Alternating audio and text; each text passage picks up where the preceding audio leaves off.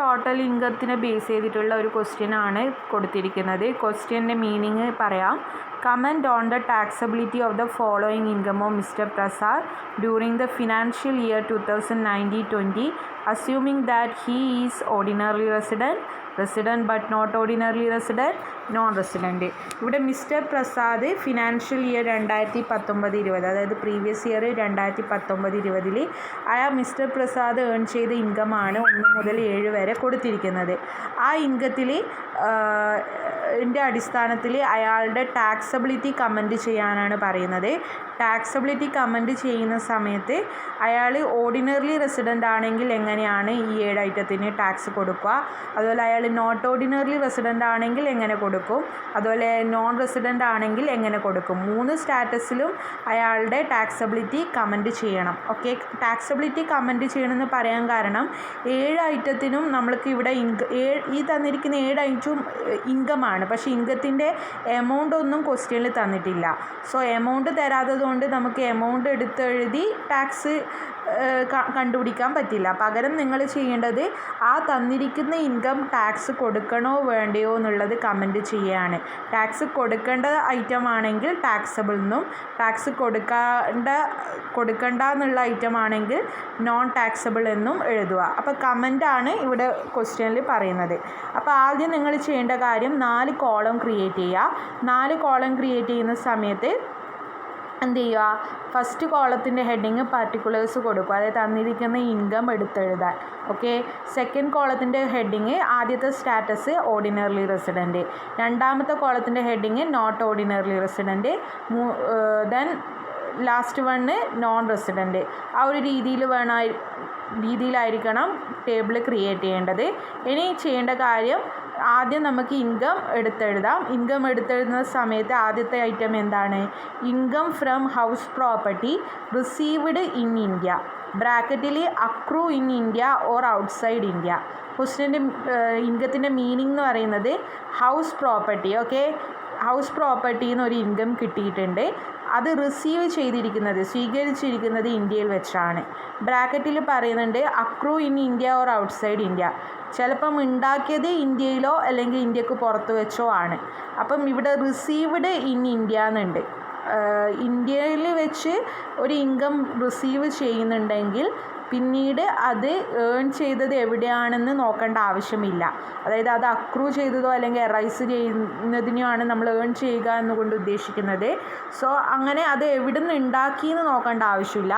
ഇന്ത്യയിൽ നിന്ന് റിസീവ് ചെയ്താൽ തന്നെ, ഇന്ത്യയിൽ നിന്ന് സ്വീകരിച്ചാൽ തന്നെ അത് ഇന്ത്യൻ ഇൻകമാണ്. 3 സ്റ്റാറ്റസിലും എന്ത് കൊടുക്കണം? ടാക്സ് കൊടുക്കണം. അപ്പം income from house property received in India എന്ന് കണ്ടാൽ തന്നെ തീരുമാനിക്കുക അതിൻ്റെ ബാക്കിയുള്ള കാര്യങ്ങൾ ഒന്നും നോക്കേണ്ട ആവശ്യമില്ല, അത് 3ലും ടാക്സബിൾ ആണ് എന്നുള്ള കാര്യം. അപ്പോൾ 3ലും ടാക്സബിൾ എന്ന് കൊടുക്കുക. ഇനി രണ്ടാമത്തെ ഐറ്റത്തിലേക്ക് പോവാം.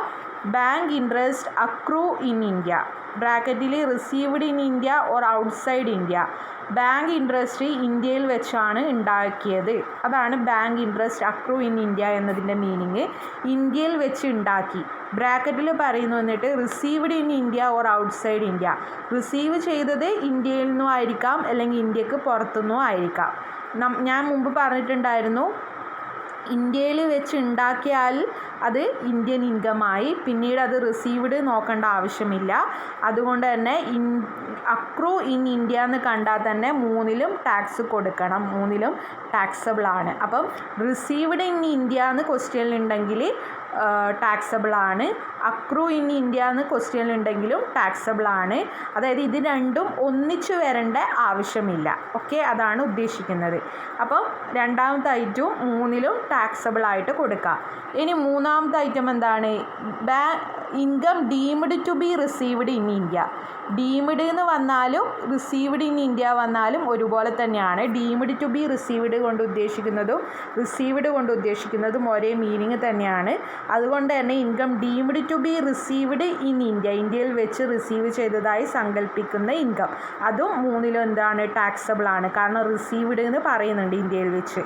അതുകൊണ്ട് തന്നെ 3ലും ടാക്സബിൾ ആക്കി കൊടുക്കുക. പിന്നീട് അതിൻ്റെ അക്രൂ ഒന്നും നോക്കേണ്ട ആവശ്യമില്ല. ബ്രാക്കറ്റിൽ ഉള്ള കാര്യം നോക്കേണ്ട ആവശ്യമേ ഇല്ല. ഓക്കെ. 4ാമത്തെ പോയിന്റ് എന്താണ്? Income deemed to accrue or arise in India. ഇതും അതുപോലെ തന്നെയാണ്. ഇന്ത്യയിൽ നിന്ന് ഉണ്ടാക്കിയതായി സങ്കല്പിക്കുന്നതും ഇന്ത്യയിൽ നിന്ന് ഉണ്ടാക്കുന്നതും ഒരുപോലെ തന്നെയാണ്. 3ലും എന്ത് തന്നെയാണ്? ടാക്സബിൾ ആണ്. Then 5th one, business or professional income received and accrued outside India. ഒരു ബിസിനസ് അല്ലെങ്കിൽ ഒരു പ്രൊഫഷണൽ ഇൻകം റിസീവ് ചെയ്തിട്ടുണ്ട്, അതുപോലെ പുറത്ത് വെച്ച് തന്നെയാണ് അത് ഉണ്ടാക്കിയതും. അതായത് ഇന്ത്യക്ക് പുറത്ത് വെച്ച് തന്നെയാണ് അത് റിസീവ് ചെയ്തതും ഇന്ത്യക്ക് പുറത്ത് വെച്ച് തന്നെയാണ് അത് ഉണ്ടാക്കിയതും. കംപ്ലീറ്റ്ലി അതൊരു ഫോറിൻ ഇൻകം ആണ് എന്നാണ് പറയുന്നത്. കൂടെ എന്ത് പറയുന്നു? Business controlled from outside India or profession setup outside India. ആ ബിസിനസ് കൺട്രോൾ ചെയ്യുന്നത് അല്ലെങ്കിൽ ആ പ്രൊഫഷൻ സെറ്റപ്പ് ചെയ്യുന്നതും ഇന്ത്യക്ക് പുറത്ത് വെച്ച് തന്നെയാണ്. അപ്പോൾ അത് കംപ്ലീറ്റ്ലി ഒരു ഫോറിൻ ഇൻകം ആണ്. ഫോറിൻ ഇൻകത്തിന് നമ്മൾ ഏതിൽ മാത്രമേ ടാക്സ് കൊടുക്കേണ്ട ആവശ്യമുള്ളൂ? ഓർഡിനറിലി റെസിഡൻറ്റിൽ മാത്രം ടാക്സബിൾ. നോട്ട് ഓർഡിനറിലി റെസിഡൻറ്റിലും നോൺ റെസിഡൻറ്റിലും അതെന്താണ്? നോട്ട് ടാക്സബിൾ ആണ്. കാരണം നോട്ട് ഓർഡിനറിലി റെസിഡൻറ്റിൽ അത് ടാക്സബിൾ ആവും. എപ്പോഴാണ് ടാക്സബിൾ ആവുക? ആ ബിസിനസ് അല്ലെങ്കിൽ പ്രൊഫഷൻ ഇന്ത്യയിൽ കൺട്രോൾ ചെയ്യുന്നുണ്ടെങ്കിൽ നോട്ട് ഓർഡിനറിലിയും റെസിഡൻറ്റിലും ടാക്സബിൾ ആവും. പക്ഷേ ഇവിടെ ഔട്ട്സൈഡ് ഇന്ത്യയിൽ തന്നെയാണത് പറയുന്നത്. നോൺ റെസിഡൻറ്റിൻ്റെ കേസിൽ അതൊന്നും നോക്കേണ്ട ആവശ്യമില്ല. ഫോറിൻ ഇൻകം ഇന്ത്യയിൽ നിന്ന് പുറത്ത് വെച്ചാണ് റിസീവ് ചെയ്യുന്നത്, ഇന്ത്യയിൽ പുറത്ത് വെച്ചാണ് ഉണ്ടാക്കിയത് എന്ന് പറയുന്നുണ്ടെങ്കിൽ അത് നോൺ റെസിഡൻറ്റിൽ നോട്ട് ടാക്സബിൾ ആണ്. ഏതെങ്കിലും ഒന്ന് ഇന്ത്യയിൽ വെച്ച് ആണെങ്കിൽ മാത്രമേ അത് ടാക്സബിൾ ആയി മാറും. ഓക്കെ. ദെൻ 6th വൺ എന്താണ്? Business or professional income received and accrued outside India. Business അല്ലെങ്കിൽ പ്രൊഫഷണൽ ഇൻകം ഇന്ത്യക്ക് പുറത്ത് വെച്ച് റിസീവ് ചെയ്തതും ഇന്ത്യക്ക് പുറത്ത് വെച്ച് ഉണ്ടാക്കിയതുമാണ് എന്നാണ് പറയുന്നത്. Business controlled from India or profession setup in India. പക്ഷേ ആ ബിസിനസ് കൺട്രോൾ ചെയ്യുന്നത് ഇന്ത്യയിലാണ് അല്ലെങ്കിൽ ആ പ്രൊഫഷൻ സെറ്റപ്പ് ചെയ്യുന്നത് ഇന്ത്യയിലാണ്. അപ്പം ഇത് ഫോറിൻ ഇൻകമാണ്. ഫോറിൻ ഇൻകത്തിൻ്റെ കൺട്രോൾ എവിടെയാണെങ്കിലും ആ ഫോറിൻ ഇൻകം ഏതിൽ ടാക്സബിൾ ആണ്? ഓർഡിനറിലി റെസിഡൻറ്റിൽ ടാക്സബിൾ ആണ്. നോട്ട് ഓർഡിനറിലി റെസിഡൻറ്റിൻ്റെ കേസിലാണെങ്കിൽ എന്ത് പറയാം? അത് ടാക്സബിൾ ആണെന്ന് പറയാം. കാരണം ആ ബിസിനസ് അല്ലെങ്കിൽ ആ പ്രൊഫഷൻ സെറ്റപ്പ് ചെയ്യുന്നത് ഇന്ത്യയിലാണ്, കൺട്രോൾ ചെയ്യുന്നത് ഇന്ത്യയിലാണെന്ന് പറയുന്നത് കൊണ്ട് അത് നോട്ട് ഓർഡിനറിലി റെസിഡൻറ്റിലും ടാക്സബിളായി മാറി. നോൺ റെസിഡൻറ്റിൻ്റെ കേസിൽ പറയുകയാണെങ്കിൽ ഫോറിൻ ഇൻകം എന്ത് കൺട്രോൾ എന്ന് പറഞ്ഞാലും റിസീവും അക്രൂഡും ഇന്ത്യക്ക് പുറത്ത് വെച്ചായതുകൊണ്ട് തന്നെ നോട്ട് ടാക്സബിൾ ആയിരിക്കും.